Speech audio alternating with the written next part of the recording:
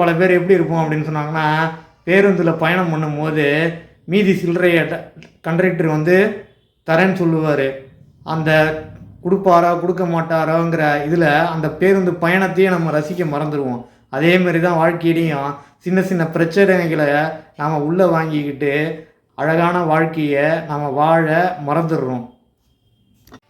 நம்மளுடைய இலக்கு மட்டும் கரெக்டாக இருந்தால் போதும். நம்ம மேலே கல் எறிஞ்சவங்க ஒரு நாள் ஓஞ்சி போயிடுவாங்க. அந்த கல்லே நம்மளை மாளிகையாக கட்டலாம். இனிமேல் நம்ம முட்டாளில் வாதம் பண்ணும்போது நாமளும் முட்டாளாகவே நடந்துக்கணும். இல்லைன்னா நாம் அந்த இடத்துல அசிங்கப்பட்டு தான் நிற்கணும். எனவே முட்டாள் மாதிரி தான் நம்ம நடந்துக்கணும். நம்ம எதுக்கு எடுத்தாலும் பயப்படவே கூடாது. ஆனால் எந்த இடத்துல நம்ம பயப்படுறோமோ அந்த இடத்துல தான் தைரியம் ஒளிஞ்சிருக்கு. அந்த தைரியத்தை நாம் ஒளிஞ்சிருக்கிறத கண்டுபிடிச்சிக்கணும். அப்போ தான் நம்ம வாழ்க்கையில் ஜெயிக்க முடியும். வாழ்க்கையில் நம்பிக்கை மட்டும் இருந்ததுன்னா நமக்கு தனியாக ஒரு பாதையை உருவாக்கி கொடுக்கும். ஆனால் நம்பிக்கை இல்லை அப்படின்னு சொன்னாக்கா அது அப்படியே ஆப்போசிட்டில் மாறிடும். எனவே நம்பிக்கை தான் வாழ்க்கையில் ரொம்ப முக்கியம்.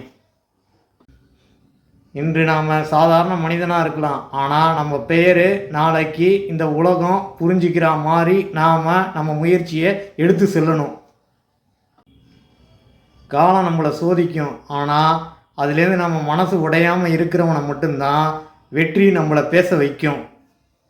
நாம் சில பேரோட வார்த்தைகளுக்கு நம்மளுடைய ரியாக்ஷன் அமைதியாக இருந்தது அப்படின்னு வச்சுக்கோங்களேன், நாளைக்கு அந்த அமைதியே அவங்களுக்கு தக்க பதிலை சொல்லும்.